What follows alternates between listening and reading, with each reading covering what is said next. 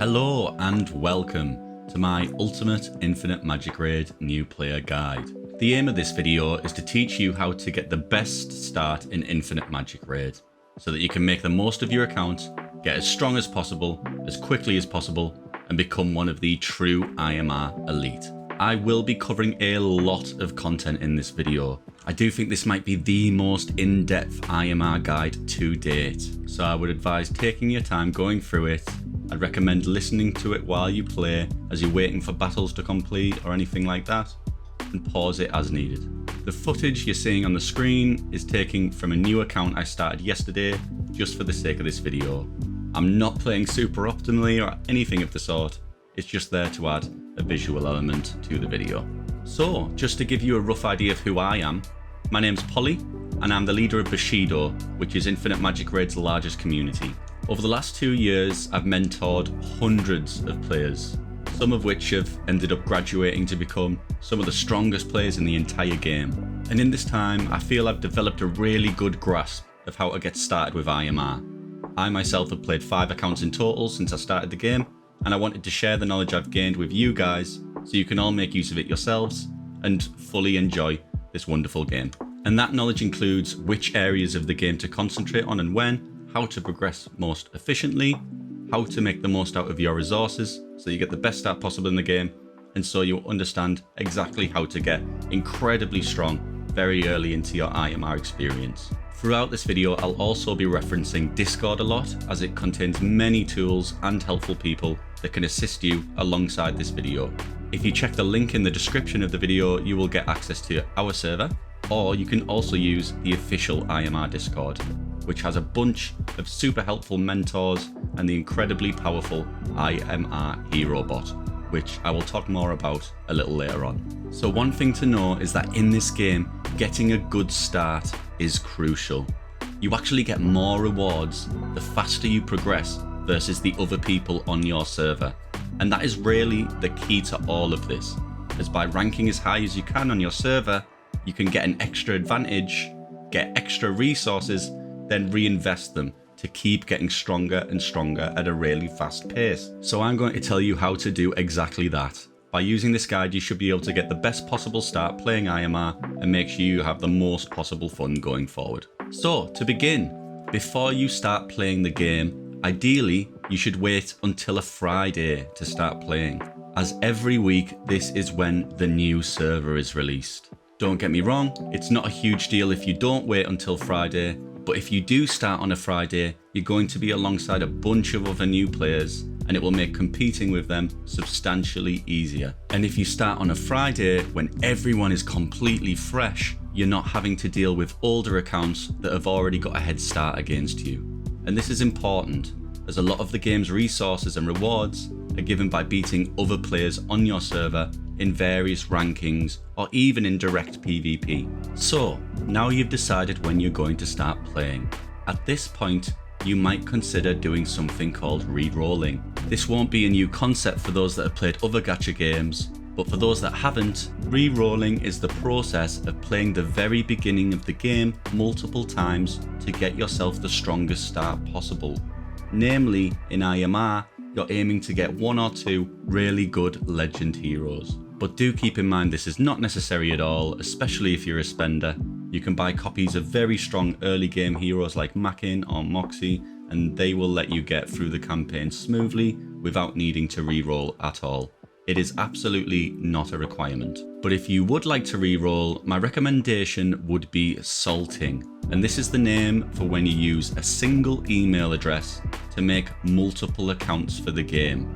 But how do you do that?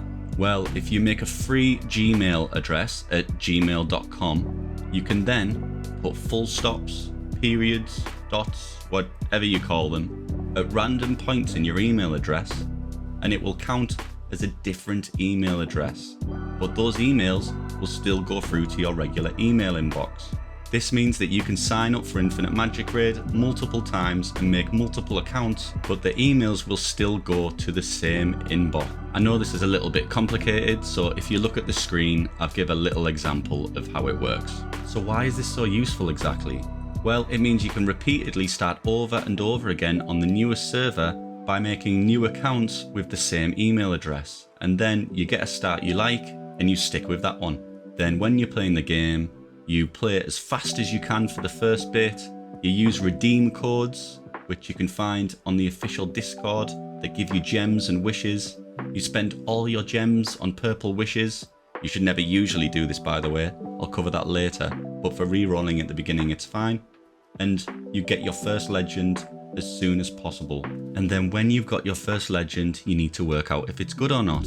Well, to do this, you can use a certain vital resource that every new player in this game should be using, and that is the IMR Hero Bot.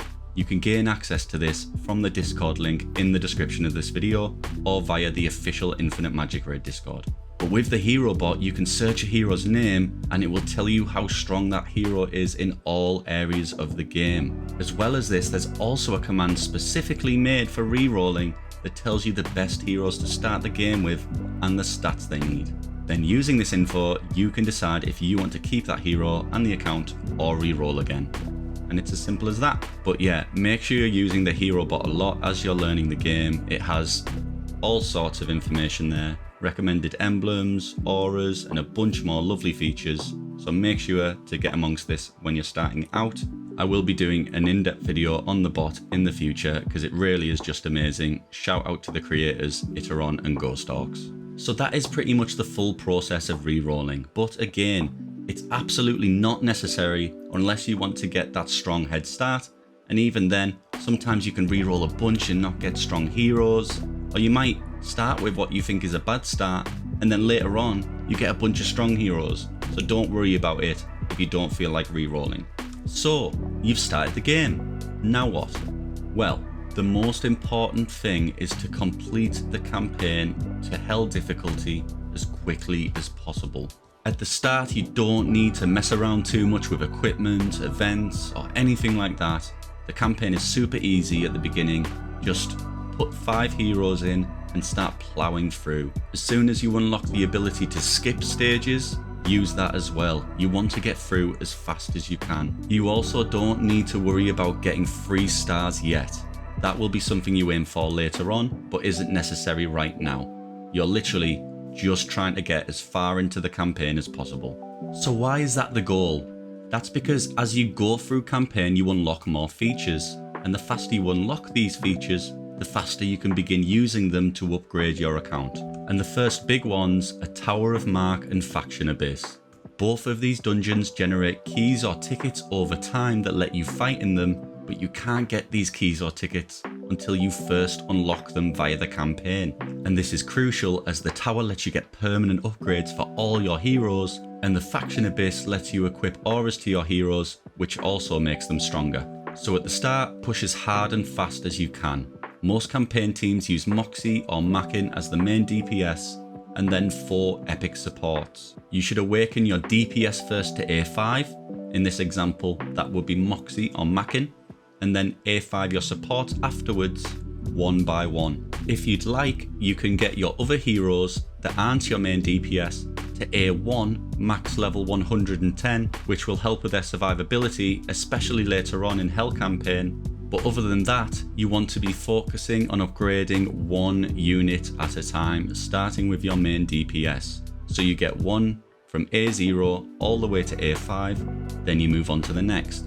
A0 to A5, etc, etc. Strong supports for your team include Liz, Wim, Anton, Haley, Olivia, Farnell, and Visley. Although at the very start, it really doesn't matter who you use, as it's very, very easy. It's also worth noting that when you're awakening heroes and you're choosing heroes to get rid of to use as food, you should be careful. You don't want to be feeding strong heroes. And you should never ever feed a legendary. Really, never ever do that. And again, the IMR Hero Bot in our Discord also has a command that will show you a list of heroes that are safe to feed, and it also recommends epic heroes that you can keep and the stat builds for them so you know how to build them. To speed up the feeding process in the Mysterious Tavern, you can use the quick craft function to quickly create food. However, make sure to untick consume epic heroes before doing so, so that you don't accidentally upgrade something you don't want to. It's also worth noting that as you awaken your heroes, you'll be able to place them in the Sanctuary, which gives you permanent boosts across your entire account, so make sure you're doing this as you play. So, what else should you be looking out for at this point? Well, the game will occasionally force you to stop doing the campaign to complete other goals, like changing your in-game name, joining a guild, adding friends, and doing dungeons for the first time. And space temples are some of these dungeons that are unlocked progressively as you get further and further through the campaign. They give amazing rewards, so you want to do these as often as possible, and if you're struggling with the puzzles, search the Space Temple on YouTube and there are guides to get through them. You may have noticed while you're playing that you're also being given a bunch of free stuff as you're progressing. Look out for red dots in the game's interface and make sure to hit them all, as they often give lots of rewards. Keep on top of these as they come to get food, equipment, and other goodies that will help you on your way. Now, when it comes to equipment, do not upgrade stuff to plus 16 to start with. It is very, very expensive, and if you run out of gold, it can cause you major issues. Instead, you should upgrade stuff just to plus 8 at first, as it's really, really cheap, and to begin with, plus 8 is absolutely fine. Feel free just to use the auto-equip function to start. It'll put random gear on people, but it really doesn't matter for the beginning. Later on, as the game gets difficult, you will need to think about what gear to use, but for now it's not an issue. If you are curious which stats your heroes needs, however, there's a small info button next to the hero's stats, and it will tell you what is recommended. This is not perfect, however, it's better to check on the IMR hero bot, but it's okay to get a rough idea of which gear to equip to them. But while we're discussing stats, let's give a very quick overview on the most important ones and what they do. Attack decides the damage for physical hits, or direct damage as it's known, as well as the damage over time types, and these are burn, bleed, poison, and internal injury. HP gives you more health, but it also increases the damage of the damage over time type HP burn, and HP burn is in fact different from regular burn. Because of this, you'll find that HP burners can do more damage by being tanky and having lots of HP.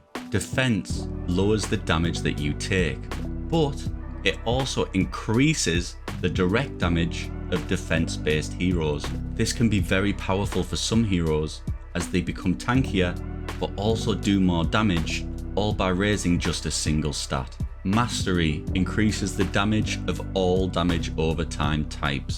So that's burn, HP burn, bleed, poison, and internal injury. But mastery does not affect direct damage at all. Speed determines the order in which your heroes take their turns, and high speed heroes also get more turns over time than slower heroes. As a general rule of thumb, speed is an amazing stat on pretty much everyone, and speed gear is very, very strong. So strong that I actually have a full video on why speed is so important if you'd like to learn more. Effect hit increases the chance of you hitting with skills and effects that have a percentage chance to land, and this includes damage over time abilities and debuffs. Similarly, effect resistance is your chance to resist things that have a % chance to land so that they don't affect you. Now, that isn't every stat in the game, but that is the most important ones to begin with. And just as a side note regarding stats on equipment, it's always much better to have rate rather than the flat stat. So for example, HP rate is better than HP, attack rate is better than attack, and so on. As you complete some tasks and goals and clear campaign early on, you will be rewarded with some higher tier gear. Two examples of this are a 4-star legendary attack set and a 4-star legendary speed set. These pieces are safe to upgrade to plus 12 and eventually plus 16, as they come with great substats already assigned to them, and as such, the money will not be wasted. The boots are the most important piece to upgrade first, as speed is the most important stat, and then for your DPS, the weapon. At plus 16, the 4-star legendary speed set will be fantastic on your main DPS, as it will allow them to go first and kill everything for a large portion of the campaign. Later on, you can move this to a relevant support so they can shield your team before they get hit by the enemy. Now, as you upgrade your heroes to A1, A3 and eventually A5, you will unlock dungeons where you can farm artifacts. These are essentially 3 more equipment slots. However, they are slightly different from regular gear as they have restrictions on who can use each piece based on their hero type, their mark and their faction. You should be able to pick this up pretty quickly just by equipping them as and when you get them. The system's not too complex. Make sure you take the time to quickly grab a relevant artifact for each awakened hero you have. When looking at artifacts, the most important part to pay attention to is the main stat. As for artifacts, these can vary. This is the stat that gets the biggest boost and is directly under the artifact's name. If you're curious which artifacts can have which main stats, you can use the filter button in your inventory while clicking on an artifact slot, and this will show you. But yeah, you want to check which stats are important for your hero via the hero bot or the recommended stats in game, and then match them up with the main stat on your artifact. So for example, Mackin and Moxie like attack and mastery in that first slot. Then when you found an artifact like that, you can upgrade it to +8 or +12. But keep in mind, for the third slot artifact, you almost always want speed as the main stat. And when you're farming Marius, which is the dungeon that drops those, you can actually limit the amount of artifacts that drop for each faction in the bottom left corner before you start fighting. And this is important because there are so many factions, but you might only be looking for a single faction's artifact at the very beginning. So make sure you check which factions your heroes are and you cancel out the factions that aren't useful for you before you farm Marius. But yeah, to begin with, you're not looking for anything crazy, you just want something in those slots because you can't go wrong with free stats. Another important upgrade mechanic to keep an eye on when you've A5'd your hero is emblems. Enter the Altar of War and max out your emblems for any hero you've taken to A5, then use the IMR hero bot in Discord to equip the best emblems for that hero to give them a huge boost in power. Another feature that unlocks around this time is the Classic Arena.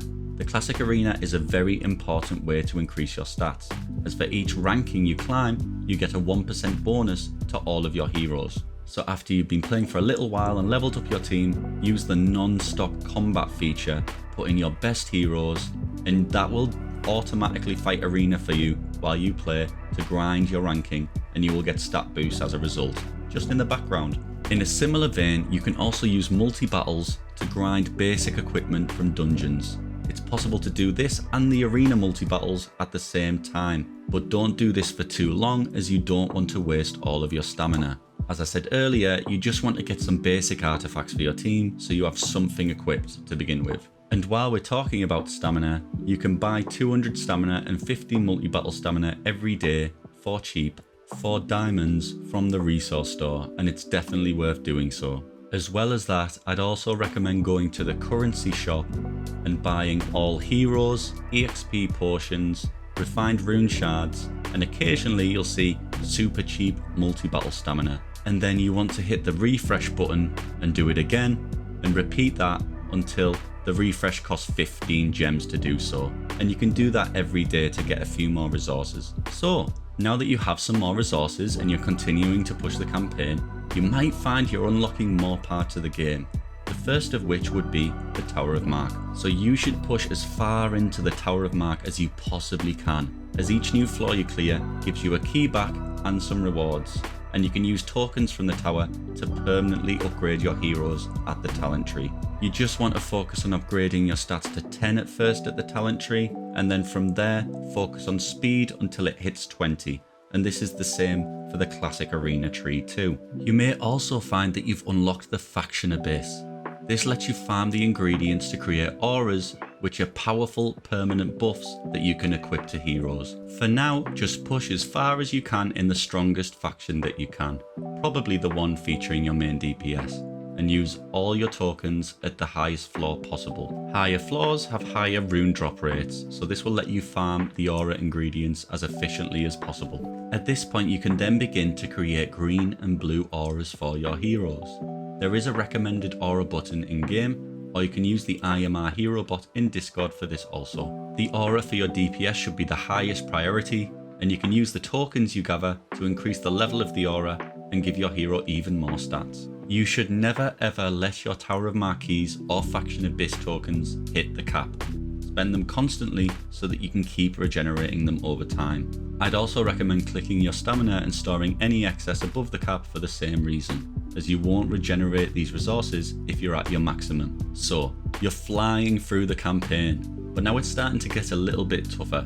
Usually this happens around Nightmare or Hell difficulty, and if this happens, be sure to pause, check everything I've mentioned previously to make sure you're maximizing all your resources, and maybe push some further dungeon levels for better artifacts, or check your gear and take some better pieces to plus 12. Another option if it's getting hard is you can go back through old campaign levels that you only managed to 1 or 2 star previously and push them to 3 stars. Now if you're still struggling, it's important to note that you should be manually fighting your battles. You only need to do this while you're clearing content for the first time. Later on, 99% of the game can be done on auto, but while you're pushing you need to manual your fights to get through. So why is that the case? Well, it's because the AI is unfortunately dumb and will waste skills on auto. To give an example, there's no point in your Liz using your heal if your DPS is going to go next and kill everything before they have a chance to hit you. Then your Liz will have her heal on cooldown and she won't be able to use it for the next wave, and that could get you killed. It's very important to make sure you have all your cooldowns up and ready when they're needed. Sometimes you can even prolong a wave by taking as long as possible to kill it, so that your cooldowns are ready in time for the next one. There is a middle ground between manual and full auto, however, and it's a very important mechanic to learn. These are Smartcasts. Now I won't go too in depth on this as it is quite complicated and it's something you're better off learning by experimenting yourself, but when you're on the hero selection screen for a stage or dungeon, if you click the preset lineup button, save your lineup, and then you can click the joypad next to your lineup, you can then tell the AI how to use your abilities. It's possible to make it so that heroes always begin a wave with a certain skill. You can make it so that certain heroes don't use skills on certain waves so that they don't waste them. And you can tell them only to use skills a certain number of times. You will need to play around with these settings and tweak them. The aim is to create lots of presets for different content, and it will vary for each player depending on their strength and the heroes they own. So make sure to experiment with this and update your presets regularly. At this point, you should also be looking at joining the strongest guild you can. Early into a server, you should try and find the strongest players and join the guild that they're in. There are huge advantages to being in a guild with the best players on your server, but it basically amounts to getting more rewards. You will also unlock the guild boss. Now, the aim of this is to fill the damage meter in as few attempts as possible to maximize your rewards. As you get stronger, you'll be able to max the damage meter for higher and higher guild boss levels. As you can have a maximum of 3 attacks per day with the monthly pass, which is a very good value purchase by the way, you would ideally fill the meter for guild boss 4, 5 and 6 all in a single attempt. But there's no way you're going to be able to do that anytime soon, so don't worry about that yet. For now, you should be looking at the rewards by clicking the chest next to the meter and try to work out the best combination of attacks to maximize them. Do not keep hitting a boss after you have already filled its meter, however, as you will not get more rewards. You can't just keep attacking the same boss over and over and over. It's also worth noting that around this point, you'll have unlocked the Dragon's Nest, where you can farm dragon eggs for stamina. This is generally not a good idea, however. If you have the double dragon eggs event available, it's okay early on, but it's still generally better to save your stamina if you can. But why are we saving our stamina? What should we be saving for? Well, here is where the advanced tactics that can massively kickstart your account come into play. Every week, there are repeated events that can be found in the Events tab. These are Gate of Nibelungen events and Arena events. The rewards for these events are based on your ranking against other people on your server, and for ranking high you get insane rewards, including huge amounts of mythic shards that give you access to very, very powerful heroes. The first of which, Nordak, is a complete game changer as he can buff your entire team to make them invincible. Just to give you some perspective on how many shards you get if you rank high, It costs 100 shards for a new hero and 50 for each of their exclusive level.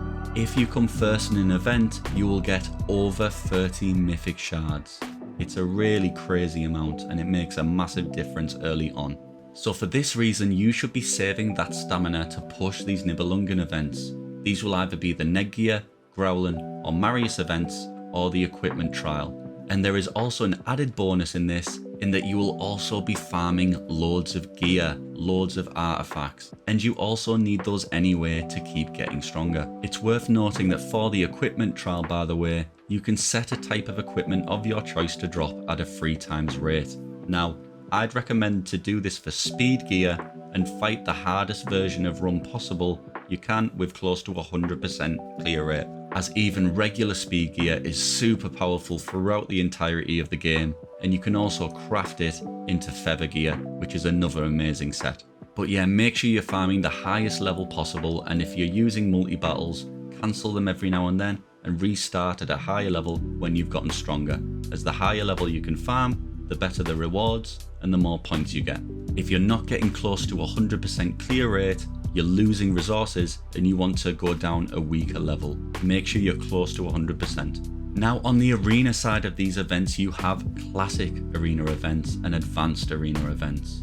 If you started on a Friday, everyone will, for the most part, be just as weak as you. And so you can easily beat many of these players and push the leaderboards to get those mythic shards early, as they will make a massive difference to your progression. There's also another arena game mode that doesn't give mythic shards called Fair Play Arena, and this is a mode in which everyone starts from level 0 with the same pool of heroes available to them, and over the course of a week you build teams and fight to climb the rankings. This can be very difficult if you haven't learned PvP, however, so I'd recommend checking the rankings and looking at the teams used by other players to get inspiration for this mode. The major reward for Fair Play Arena is a chest with a piece of 6-star legendary first aid gear. Always take the boots, they're insanely important, and early into an account they're insanely strong.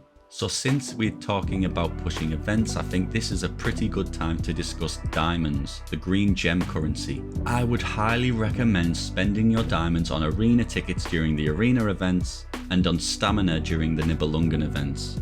You'll get rewards from grinding arena and the dungeons, whilst also double dipping on these leaderboards and making progress there, getting these mythic shards. It's just a great investment, and it's a massive part of how you get strong early and begin to snowball. There is an alternative, however, but I wouldn't recommend it at the beginning of the game, and this is to use your diamonds on minigame events. These pop up once or twice a week, and they include ice skating, trio match, and voyage quest, amongst others. If you have 6,400 diamonds, you can spend 1,600 a day on extra tokens for these minigames, and you'll get a bunch of additional wishes as a reward, which you can use to summon more heroes. Now, as nice as it is to get more wishes and more food, I still think mythic shards are far more important early on, and I would still advise that you focus on leaderboards instead. So, you've been pushing the campaign, you've been getting your rewards, and you've managed to awaken your DPS to A5. After this, it's important to A5 your biggest shielder so that they can go before the enemy and shield your team to prevent them dying. Examples of this are Wim, Anton, Haley, or Liz. Although it is worth noting that with Mackin, you may want to have him faster than your shielder, or he will waste the shield by taking 2 turns in a row. If you've managed to get any echo wishes up to this point, make sure you use them and equip the echoes to your heroes for a small boost. They give both basic stat upgrades and a special effect, and they can be really useful. If you've got duplicates, you can upgrade their star level, which also makes them more effective. And similarly, if you have more than one copy of your support heroes, you can awaken them and use them to increase the exclusive level of the hero to give them huge additional bonuses. I would only recommend doing this when they are at least A3 or above, however, as otherwise it will not be a very efficient use of food. And this is also possible for legendary heroes. In fact, most heroes in the game do not reach their full potential until they reach at least E3. You can also increase the exclusive levels of your heroes with an item called Epic and Legend Dragon Eyes. Now, these are incredibly powerful and rare resources, and it's very important not to waste them. Now, you should never ever use an Epic Dragon Eye on an epic hero. as you can instead use 10 epic dragon eyes in place of a legend dragon eye, and that is much better value. The only exception to this rule is to get Mackin to E3 at the very beginning, as that makes campaign a lot easier. Before you ever use 10 epic eyes or a legend eye, however, check on Discord to make sure it's a good investment, as you can't get them back after you use them. Another important resource you should have been building up are epic and legend skill scrolls. These are used to upgrade your hero's skills, and similar to eyes, you can use 10 epic scrolls for a legend. However, unlike eyes, you want to use your epic scrolls first on your A5 epic heroes before using them on your legend heroes. So now that we've covered a lot of the other resources, I think now is a good time to talk in depth about wishing, the mechanic used to summon new heroes. Now generally as a new player, you want to be wishing as much as possible because you need the food you get from wishing to progress, and you especially need that first full team of A5 heroes. I would say that most people tend to have at least 4 A5 heroes before finishing Hell Campaign. It's very important to get your guys upgraded. However, there are times when it pays to be tactical with your wishing, as using wishes during different events can be more productive and net you much more value. So first, let's talk about the mechanics of wishing. For summoning heroes, there are Miracle, Supreme, and Excellent wishes. When a new hero is released, they will only be acquirable via Miracle wishes to start with. And as the newest heroes are generally the strongest in the game, Miracle wishes are also very expensive to acquire. Supreme wishes have a 10% chance each of getting a legendary, and as such, these are also very valuable. Excellent wishes have a very low chance of getting a legendary, but you will get a guaranteed pity legendary after 150 wishes. So every time you wish, you have a percentage chance to get a legendary. However, it's important to note that your chance to get a legendary is higher the closer you are to the pity legendary. So what does that mean? It means that if you are still 150 wishes from your pity and you use a wish, you have a very small chance to get a legendary. But if you are 10 wishes from your pity and you use a single wish, you have a much higher chance of getting that legendary. So just keep that in mind for now, because I'll discuss strategies surrounding this a little later on. For now, I'm going to list the best events to spend your wishes on in order, and then I'll explain why one by one. So first we have LTE Miracle banners and LTE Rerun banners. Then Rate Up banners for strong heroes, then Gift of Heaven, then Double Legend, and finally Epic Rate Up. I'll now go through each of these one by one and explain them in full. So first we have LTE Miracle and Rerun banners. But what is an LTE? Well, these are the very top tier of heroes, and they're unique as you can't upgrade their exclusive levels with legend eyes. So that means to get them to E3 and unlock their full potential, you will need 4 whole copies of that hero. Naturally, these are very hard to acquire, especially for free-to-play or low-spending players. But as a result, they are insanely strong. If there is an LTE banner, you should always pull if you don't have the hero at E3. And you should not use your Miracle wishes unless it is on an LTE banner. Save those Miracle wishes, don't be tempted, keep hold of them. You're going to want to wait until an LTE comes out, and I believe they come out once every 2 months or so. If you're curious which LTE are recommended for the beginning of the game, I would recommend Santa and Lydia. They can be used in a wide variety of content, are very powerful, and are easier to access than the newer LTE. But please keep in mind, if you're watching this in the future, that with the introduction of new LTE, this advice may no longer be the case. So if you're unsure, get on Discord and ask for help. Now, after the LTE banners, we have Hero Rate Up banners.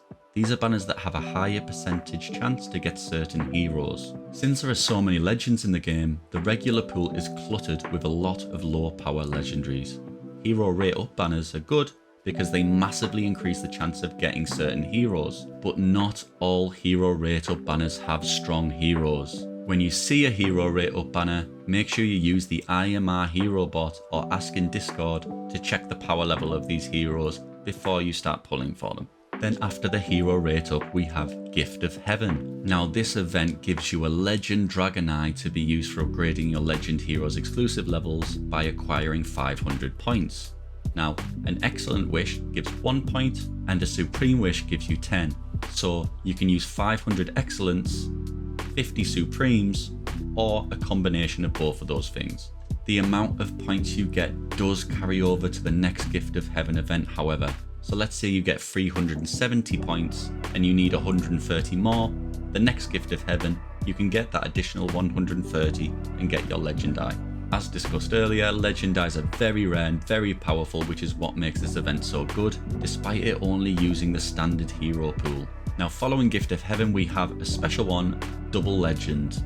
This event will give you an additional legend when you get your next legend. Now this doesn't show up all the time and you can only do this once per banner, but I'd always recommend trying your luck with this banner, as 2 legends for 1 is just fantastic value. And finally, at the bottom of the list, we have Epic Rate Up. This one is particularly useful for new players when you really need that food to awaken your heroes. The banner effectively doubles the chance of getting epics when you use Excellent Wishes. However, there is a very specific strategy I would utilise when pulling on this banner. If you remember when I explained earlier, you have a much higher chance of getting a legend when you're close to pity. Because of this, if you pull on this banner and stop when you're around 50 from pity, you're not likely to get a legend, which is a good thing.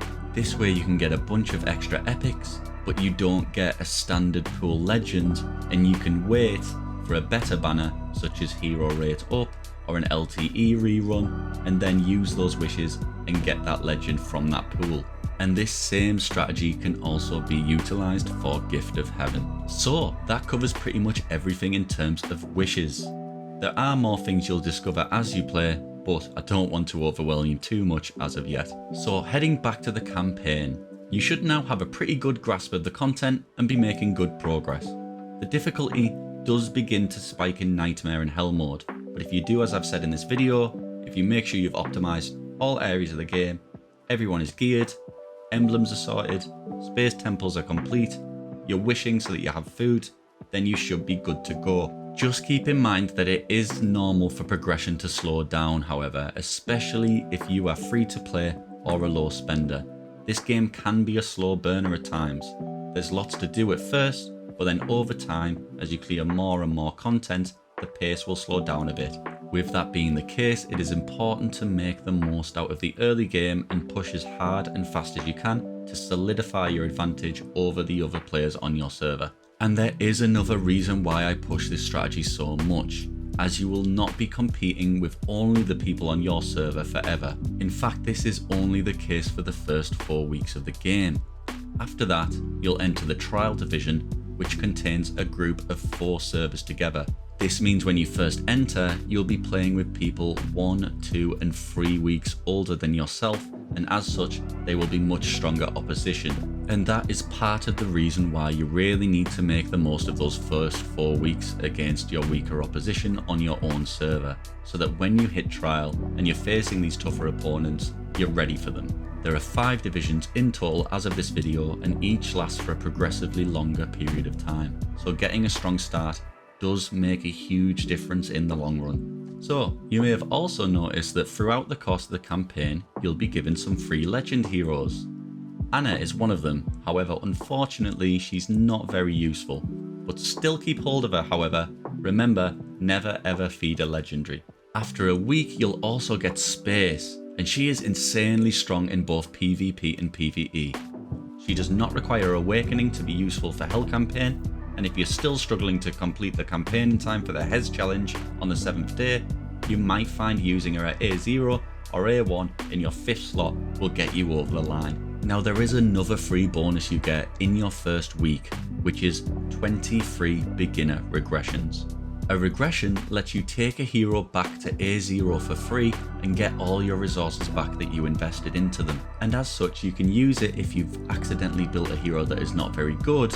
But what I'm about to talk about is a very advanced tactic that does require some forward planning, but can give you a huge edge on the competition. So If you are on day 7 and the time limit for your beginner regressions is about to run out, then you can push Tower of Mark as far as you can. Get to the point where you're stuck, you can't possibly progress any further, and then you can regress all of your heroes other than those of a certain colour mark. By doing this, you can then build a full team of A5 heroes in one colour, push it really far, and then regress those heroes and do it again for the next colour. Rinse and repeat over again until you've cleared as much of the Tower of Mark as possible. And if you want an even more advanced version of this tactic, you can also push the faction abyss at the same time in the same manner. This strategy will allow you to get a bunch of rewards from the Tower of Mark and get closer to one of the major early game goals, which is a copy of the hero Katherine.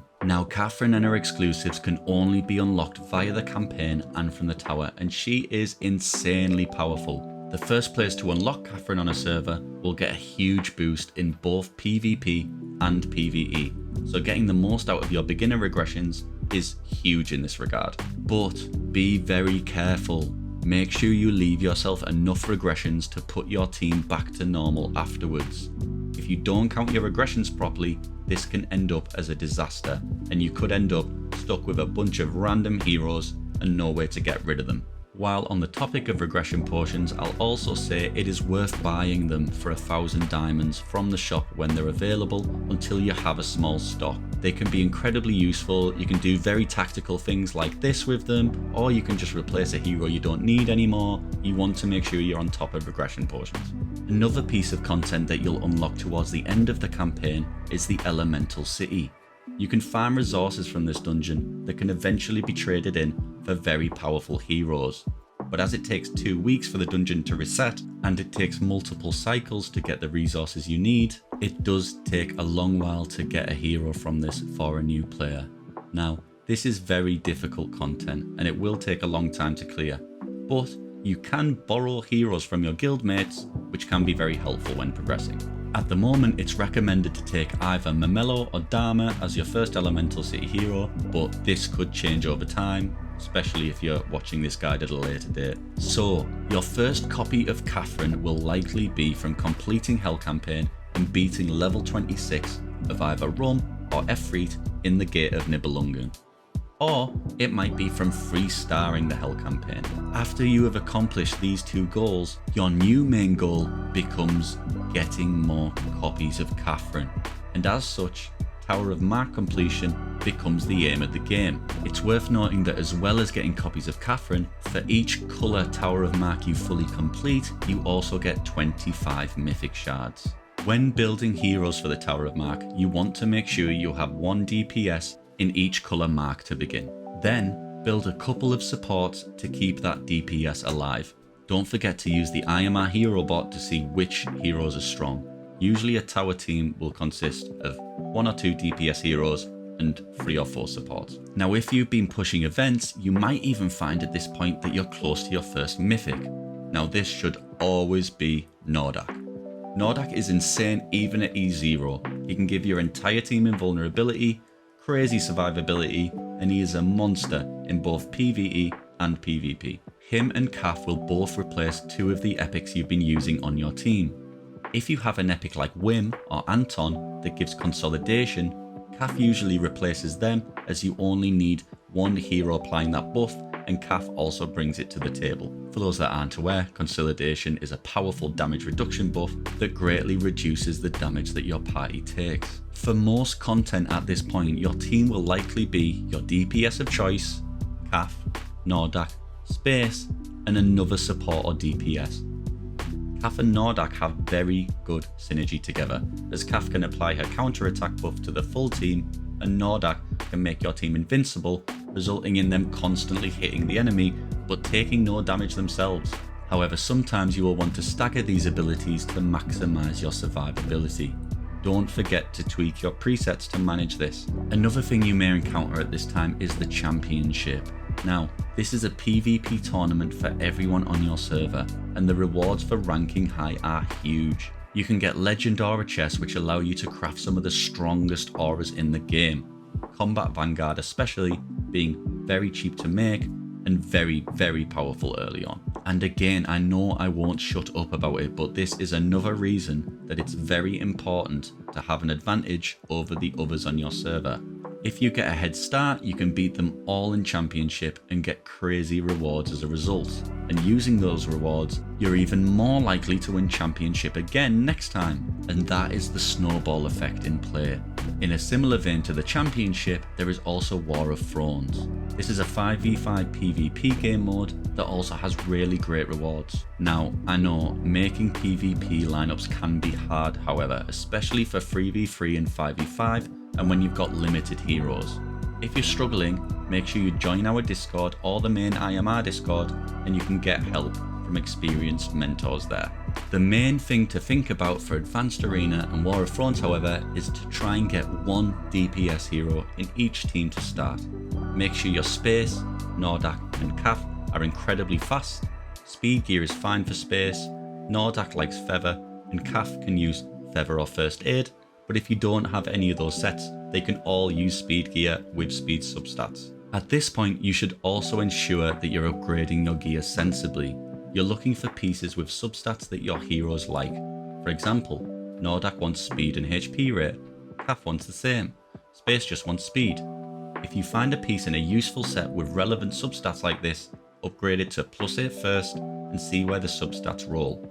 If you get speed +1 or speed +2, then maybe it's worth upgrading to +12. And if that rolls nicely, you can upgrade all the way to +16. It can cost as much as 4 million gold to take a piece from +12 to +16, however, so be careful when you're upgrading stuff or you will run out of gold. And this is a very tricky skill. It's very important to know how to roll gear properly, but it will take a while to learn, so don't stress if you're struggling with it. I do have a video called How to Get Rich in which I go into this in further detail, however, for those that want to learn more. And whilst on the subject of gear, you want to make sure that you're crafting the correct gear in the workshop with your ores. I also have a full video on this that breaks each individual set down, but to keep it simple, you should probably be crafting Devouring, Feather, Slay, Accuracy and Penetration. There's much more to it than that, as it does depend on which heroes you're using. But yeah, if you want to know more, just check the other video. So, it's took a while, but you've completed Hell Campaign. You're pushing Tower of Mark, you're getting mythic shards and gear and stat upgrades from leaderboard events, and you're working hard in Championship. You're on top of your auras and all the other mechanics I've mentioned.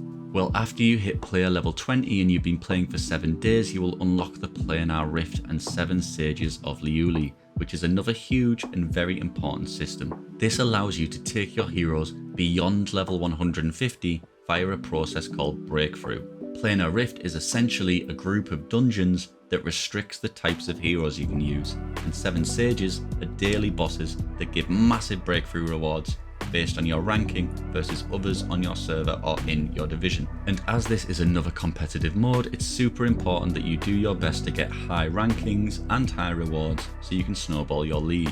Make sure you ask for help in Discord to come up with the best teams and strategies. Each boss or dungeon requires specific damage types, and so it won't be possible to push super hard to begin with, but it's something to keep in mind as you're progressing and thinking about which heroes to work on. When you're breaking through heroes past level 150, be very careful, because after you break through a hero, you can't regress it. You're essentially stuck with that hero as it is forever. Breakthrough resources are very rare, and so you don't want to use them without thinking about it properly. A great example of heroes not to break through are actually Macken and Moxie. Although they are fantastic early on, they fall off and are not worth breakthrough resources. And that is pretty much it as far as new player content. There are still more things you'll unlock when you hit player level 30, being Endless Cloister, the Blessing System, Wuthering Coast, the Scale System, and Purgatory and the Spirit Beast System. These are majorly mid to end game pieces of content and systems, but I will give you a brief rundown of what they entail. Endless Cloister is a dungeon that allows you to farm blessings, which are essentially equipable stat upgrades that amount to 6 additional equipment slots per hero. Each of them buff a single stat and they can get really crazy. The further in the dungeon you are, the more chance of getting high rarity and power blessings you have. And as well as this, you can also get rainbow diamonds from the Endless Cloister that you can use to buy a chest that contains an early LTE of your choice. Next up is the Wuthering Coast. This is a set of bosses that requires you to hit certain damage thresholds with multiple teams. It's kind of like Guild Boss, but there are unique buffs that encourage you to use different team types. The rewards for this content are scales, which lets you further upgrade your equipment past their limits. Most importantly, taking 6-star legendary pieces up to 6-star mythic. And these pieces can be upgraded from plus 16 all the way to plus 20. But this costs 20 million gold per piece, so be very careful when doing this. You should start with mythicking your boots and speed artifacts, and speed is the most important equipment main stat in the game. And finally, we have Purgatory and Spirit Beasts. Spirit Beasts are essentially pets that you can use as a 6th member in combat, and Purgatory is the dungeon that allows you to acquire them. However, as of this video, they are very difficult to attain if you're not a big spender, and as such, they aren't something new players generally have to worry too much about.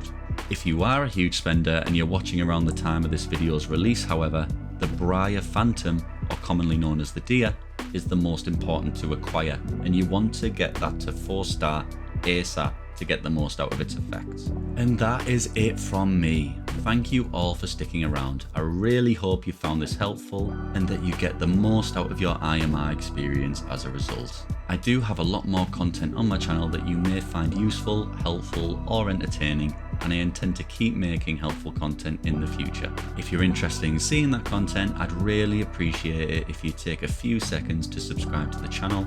It makes an incredible difference, and I really do appreciate those that subscribe more than you could possibly know. So thank you so much for watching, guys, and as always, good night and dog bless.